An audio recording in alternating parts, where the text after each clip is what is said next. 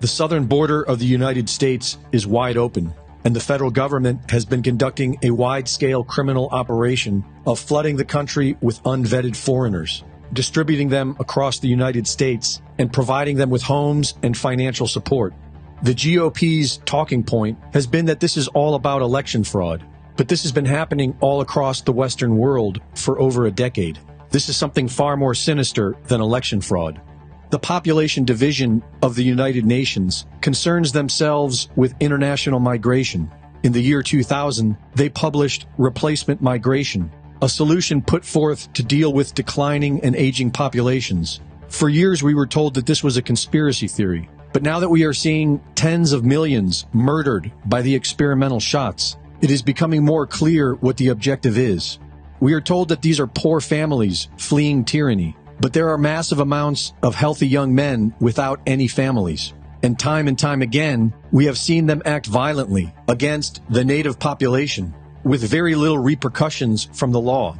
As we are expecting the announcement of Disease X and another lockdown, a recent report from UK's Jim Ferguson provides a plausible explanation of what we are seeing. This isn't normal. There's something not right. This isn't just refugees coming in. These aren't people fleeing from some kind of war zone. These are predominantly men aged between 25 and 35, young fighting age men, as my old boss Nigel Farage once referred to them, and I think he's right.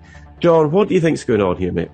So I can tell you these are UN soldiers, and they will be deployed by the WHO when they announce the next pandemic lockdown. That's what's going to happen. They've been trained by British soldiers. They've been trained by the Black Watch Regiment. They were training them in Antalya in Turkey and in the east of Ukraine.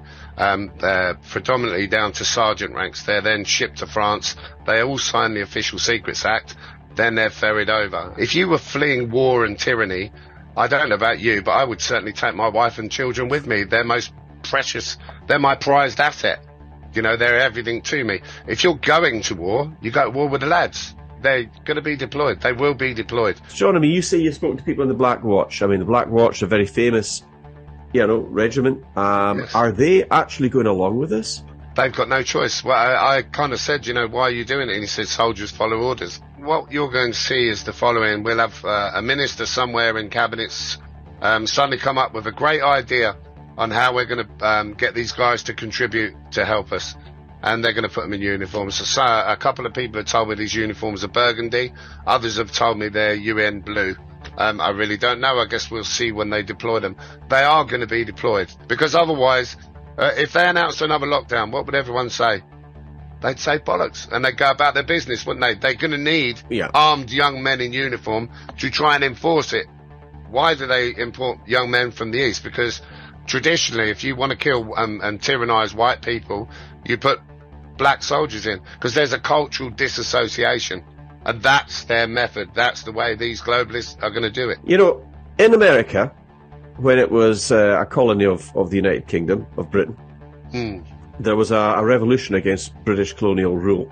That's right. And a lot of people didn't realise, but it was only 3% of those people in America that overthrew the British forces and basically got rid of them. 3% of the population, John. I look forward to it. I'm ready.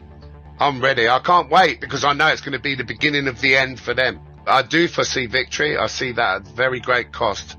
But we will see it. And I think the world will become closer than ever when we do see victory. It's going to come on the back of a load of bloodshed, and unfortunately it has to. Once people of all colours come together and recognise their common enemy, we'll walk over these people in 10 minutes.